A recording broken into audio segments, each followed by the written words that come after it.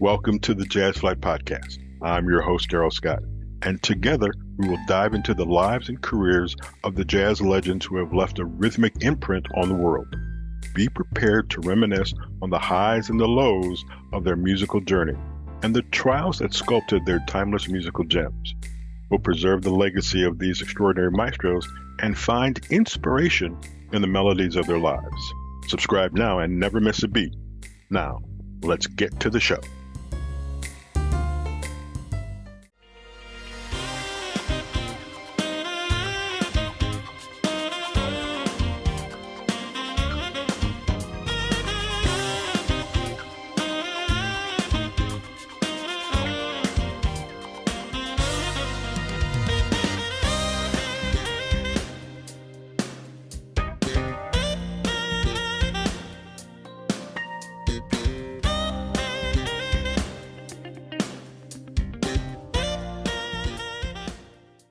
Welcome, everybody. I'm Gerald Scott. This is the Jazz Flyte Podcast. Our guest today, he hasn't been around, and I don't mean this derogatorily, he hasn't been around this long. So this is very new. So this is an artist I want you to check out. Once we get to the end, you'll see his website. We'll talk about a bunch of things, how you can keep in touch and keep him in the forefront of your musical mind. Ladies and gentlemen, this is Kyle Schroeder. Kyle, welcome to the Jazz Flyte Podcast. How are you today, sir? Doing great, Darrell. Thanks for having me. This is so fantastic, man, what you're doing. So this is a treat. Great. I greatly appreciate it. Let's talk about your beginnings, because I don't give out ages unless you want to give out the ages. That's totally up to you.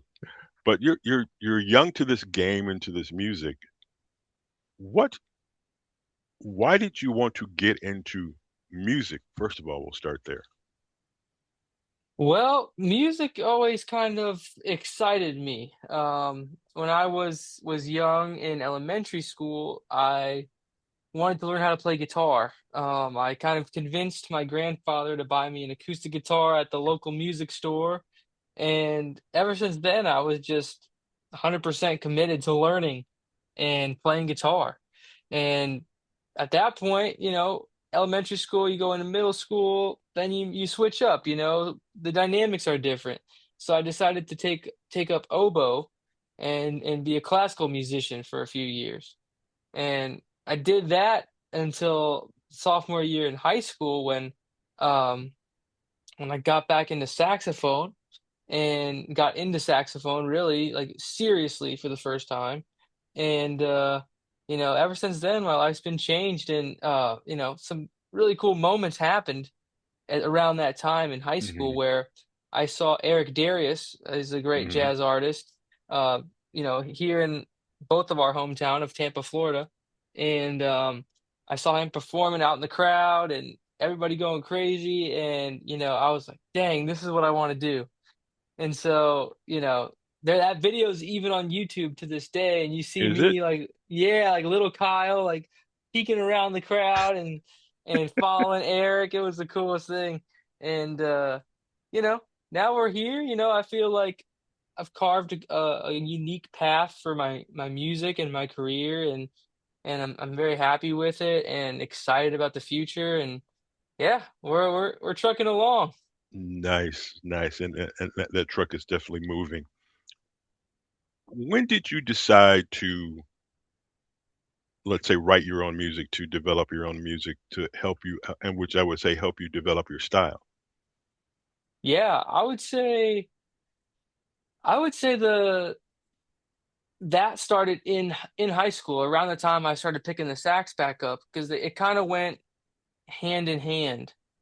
Hmm. Um, so it was pretty awesome when I started playing the sax. It really like started a lot of creativity in my mind.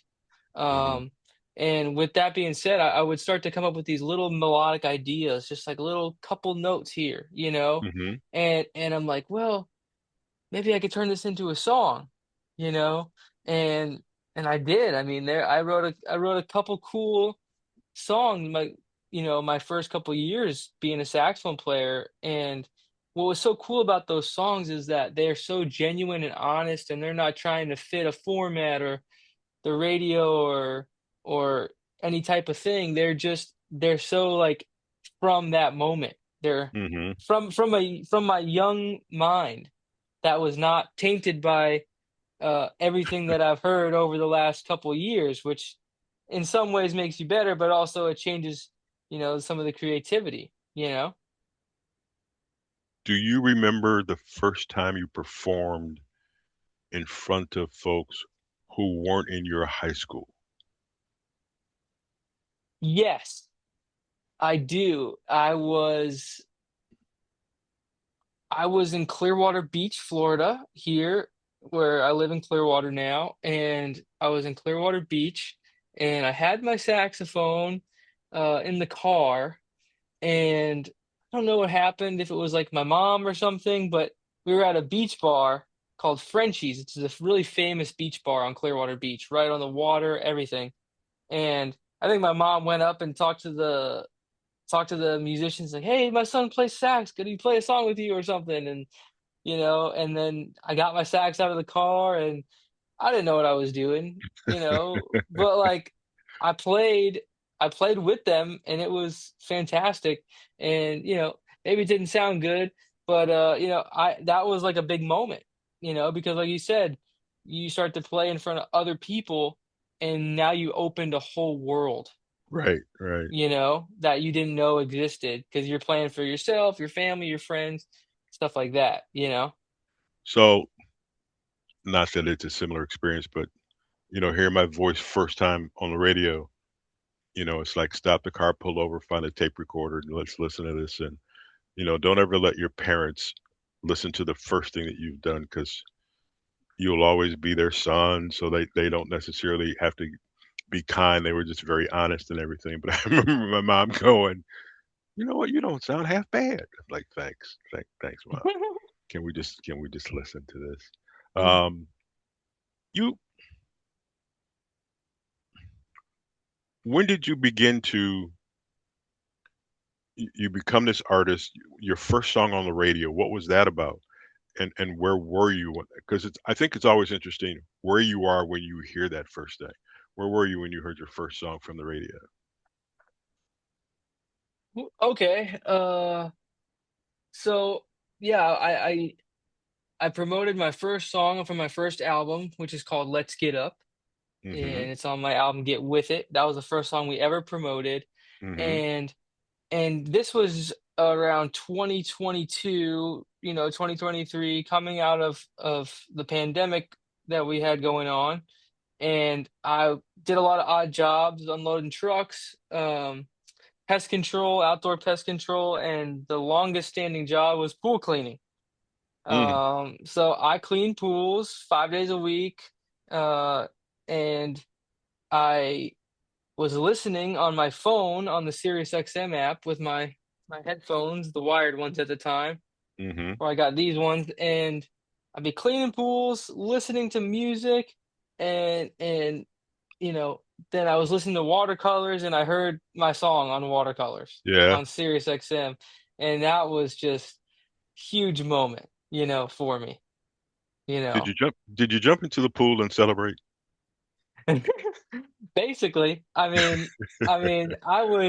was ecstatic. I mean that it really like was motivating, Mhm. um, just you know, just in general, it was just a huge milestone in my life to do that, and I've always loved that radio station since I was a kid. Me and my grandmother used to listen to it, um, you know, growing up and stuff, and yeah, so it was a special moment, that exact moment. So, as you're growing up and getting yourself together with music and everything, who were you listening to? Who were your saxophone mentors, so to speak? Yeah, I went through a couple different phases. Early on, Dave Koz was huge. I loved his sound. That's really attracted me to the saxophone in general.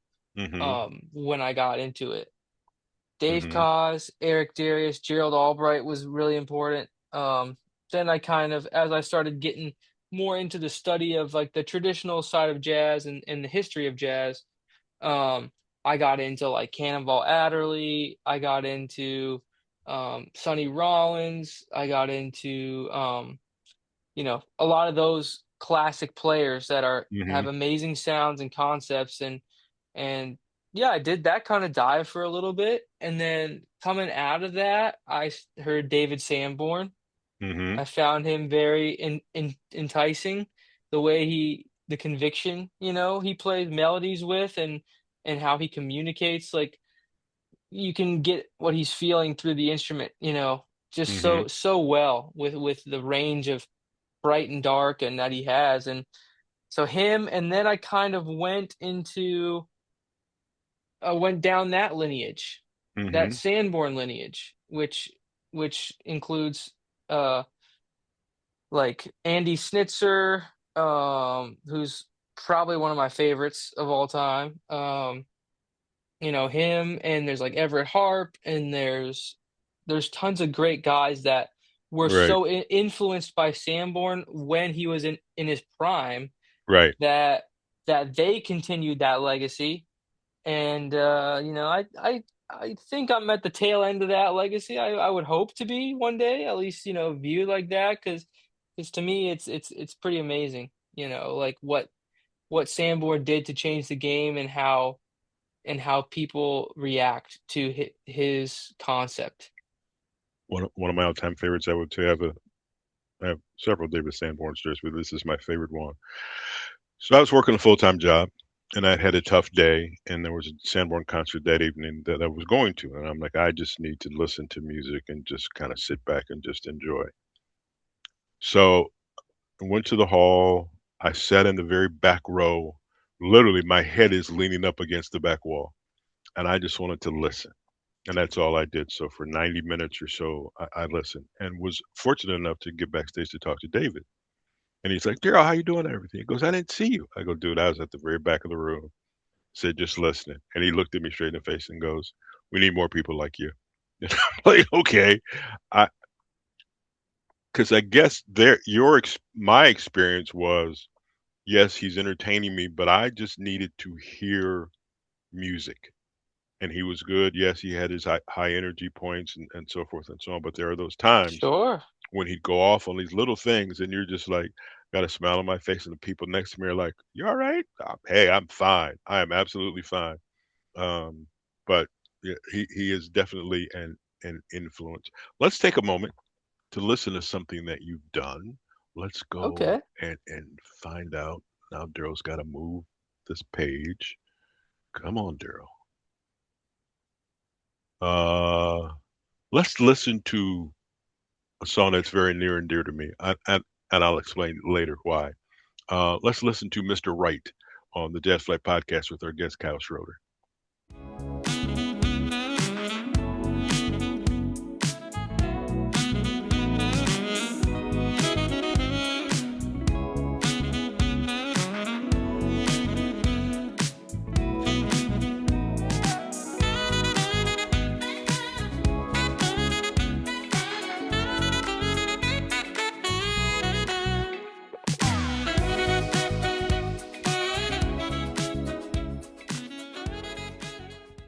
Ah, yes, that is Mr. Right by our guest today, Kyle Schroeder, on the Jazz Flyte Podcast. I am Darrell Scott. How do Kyle? How do you manage all of this? Because your success is rather quick from your age standpoint. There's a lot of stuff that you have to deal with. How are you dealing with all of that? How do you educate yourself? Do you have? I'll call them mentors, and I don't mean mentors from the standpoint of of music, but just kind of in life and handling the music and handling the popularity and so forth and Sure. so on. How do you do that? Man, it's a balancing act, for sure. Being independent, I've signed up for more work Mm-hmm. than most artists, right? Mm-hmm. And you have to understand that, as if you're an Mm-hmm. independent artist, that it is the harder road, but um, but it's more liberating. Mm-hmm. So, I've really there's been tough times navigating some of the ebbs and flows, and I'm Right. always up and down, as we all are throughout life. Um, I have a lot of great close friends that are artists. Um, one of which is my photographer, who's done all my album covers and stuff. Who's artistically a fantastic. a Mm-hmm. fantastic artist. His name's Right. Jeremiah Coker in Safety Harbor, Florida here, and he has a photography studio and does a lot of business branding and you know the way that he thinks not only about music but music attached to business and branding and basically like you know portraying an image or a concept is fantastic. And me and him like really clicked when we did my first album's photo Mm-hmm. shoot, Get With It, back in 2021, 2022. And yeah, ever since then we've been so tight and we've been navigating this journey together, his journey in photography and art and mine in music. Um and that's been really inspiring to really have, someone like that the on the inside with you, Right. offering advice, willing to talk with you anytime that he's available. Just a truly good friend, um and that's been the case for like many people throughout my my kind of journey so far. Mm-hmm. um my radio promoter Dave Cooner at Future Groove Promotion is another guy that has been amazing and that has believed in me and that knows the struggles that I'm up against as an independent artist. Yeah, because you now have to handle getting your CDs pressed, getting a certain number of CDs, getting your marketing done.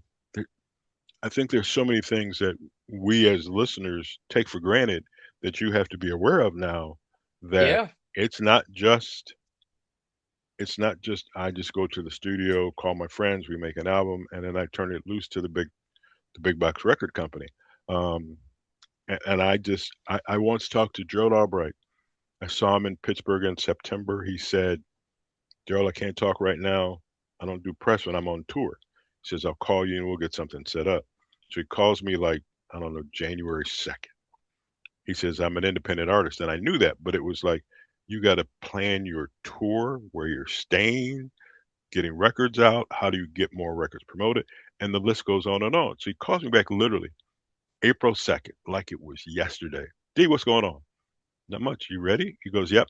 Can we do it Thursday? And I'm like, it's Tuesday and you want to do it Thursday. Break my neck and get it done. And just in speaking to him and following that career, and I still don't understand the whole independent thing. I don't. I see things. I saw Kirk Whalum bringing out a bunch of CDs. He was signing them and giving them away at a concert. Um, there's some things, and I'll talk to you about them when we're done, that I'd like to do. But it's different. Like I said, if I want 10 CDs from you, you got to pay for them. You don't necessarily want to pay for them because you don't have that budget right now. But then what can we do? So there's a lot of negotiation, even at that level.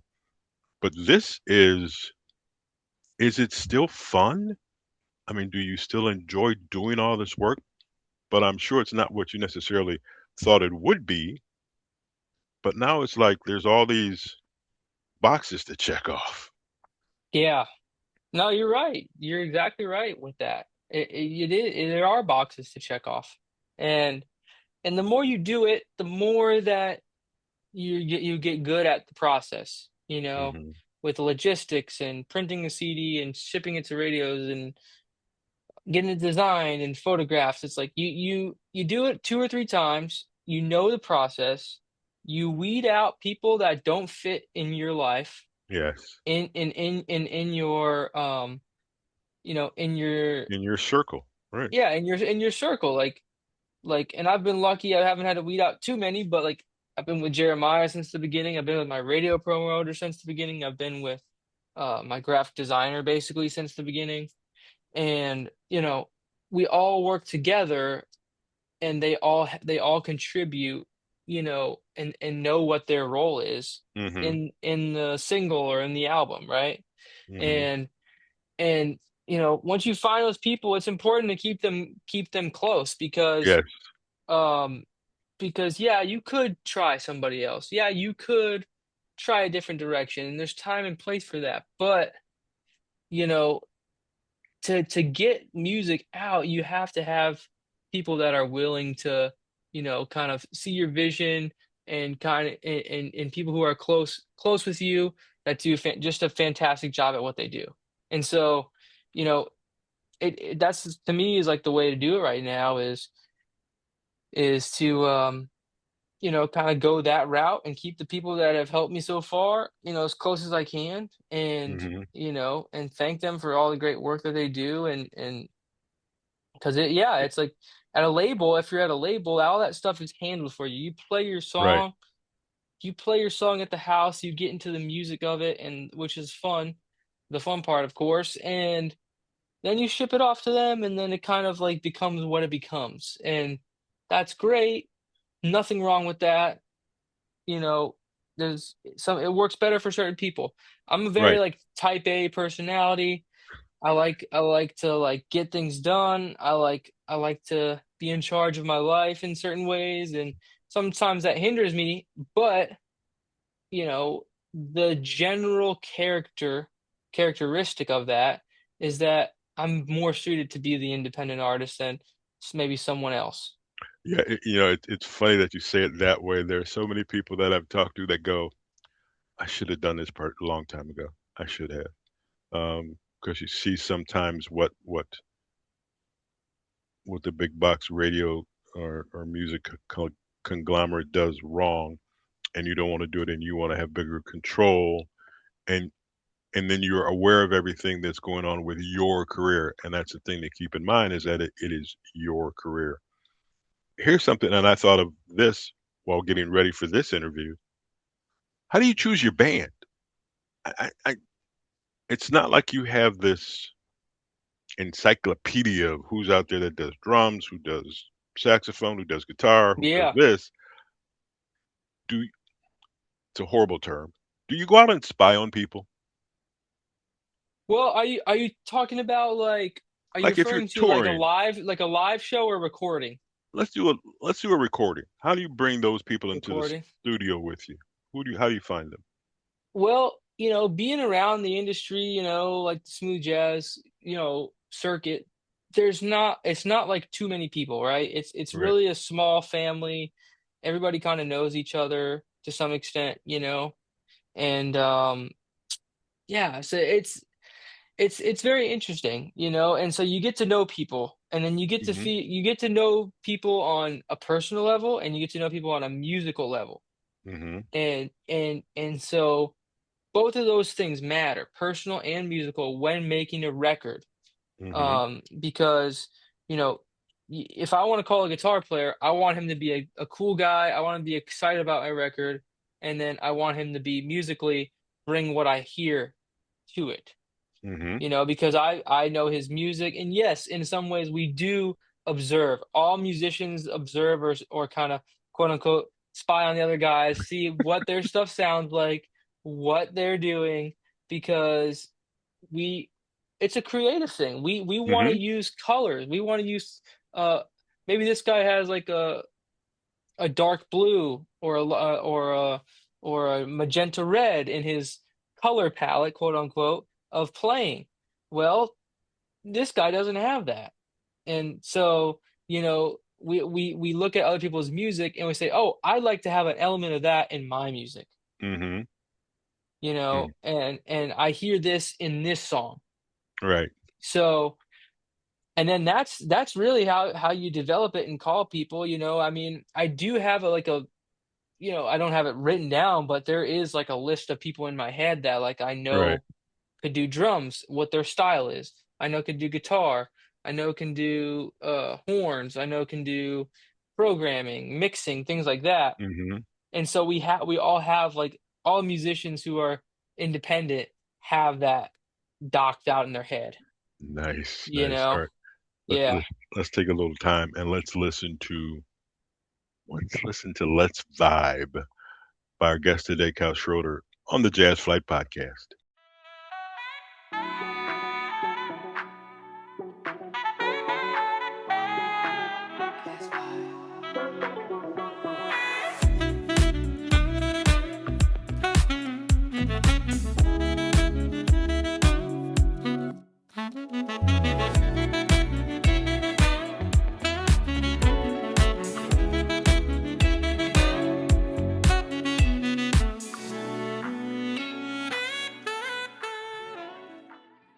is Darrell Scott. You're listening to the Jazz Flyte Podcast. He is Kyle Schroeder. We just talked about the gathering of musicians and do you spy? And I think we'll leave that there because spying just sounds bad to me, unless of course you're James Bond. You do a thing called you've got something coming up at Christmas called what's it called again? From the It's called Kyle's Christmas on the farm. Christmas on the On the Farm. farm. Tell me about the beginnings of that. Sure, I would love to.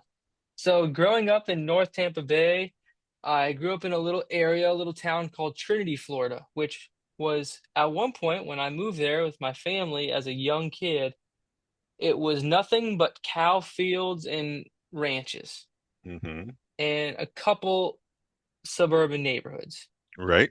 And, now it is a mega suburb and it's crazy.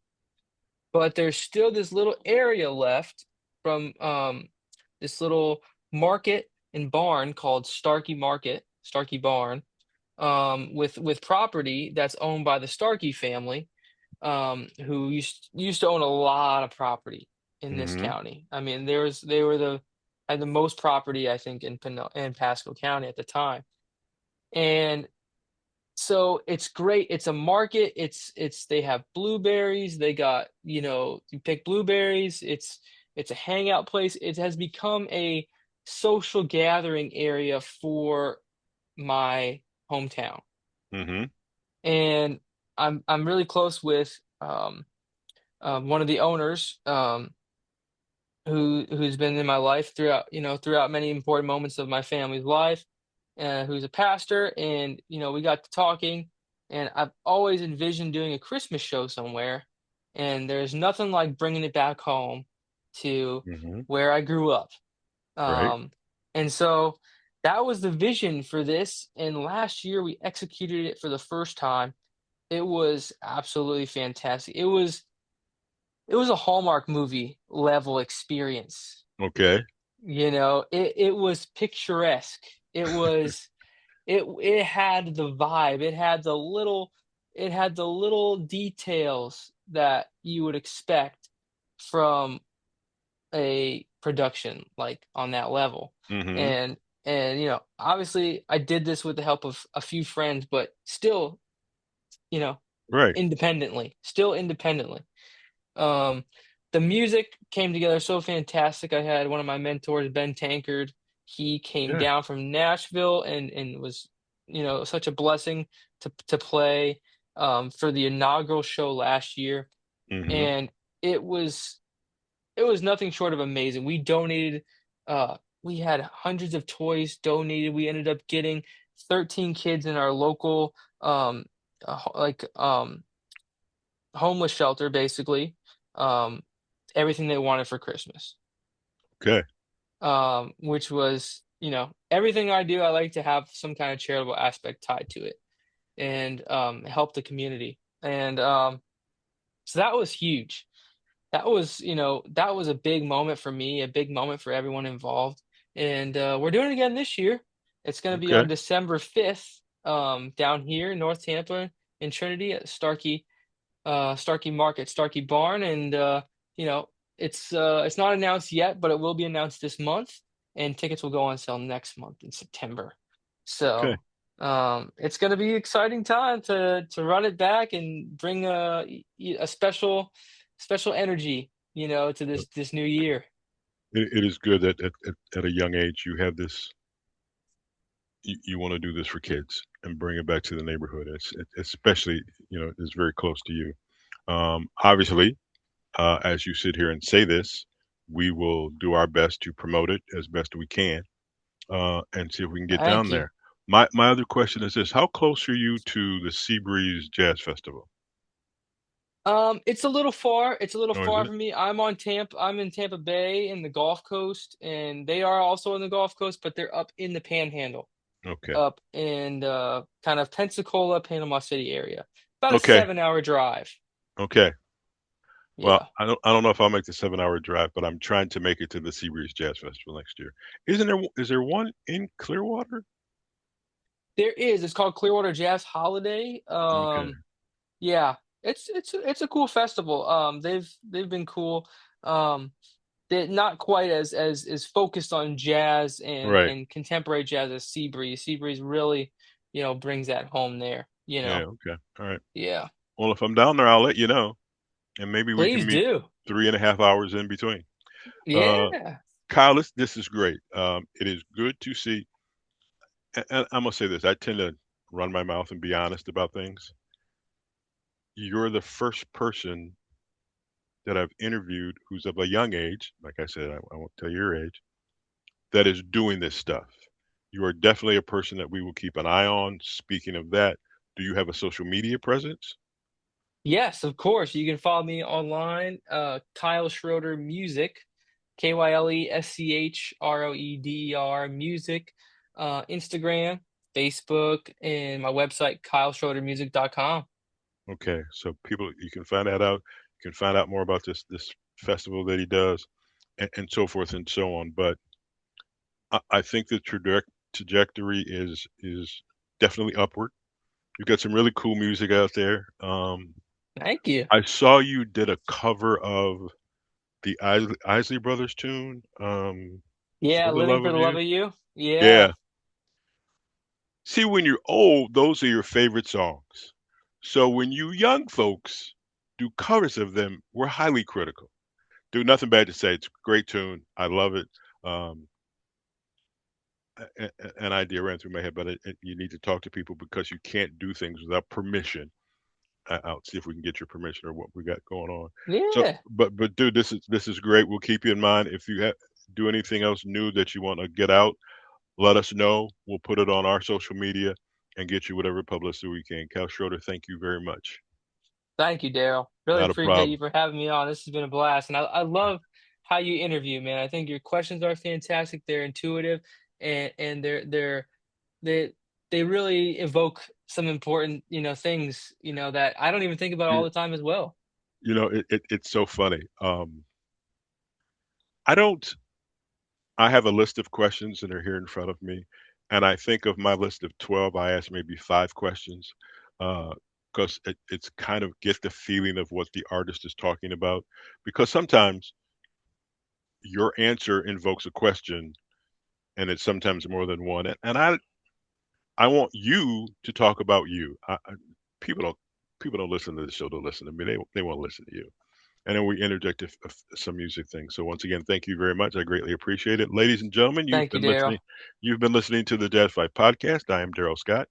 As always, if you like what we do, subscribe. If you subscribe, there's some great things in the music library that we have talked about. We will add Kyle to that list. So once again, we will talk to you next week, folks. Have a great week.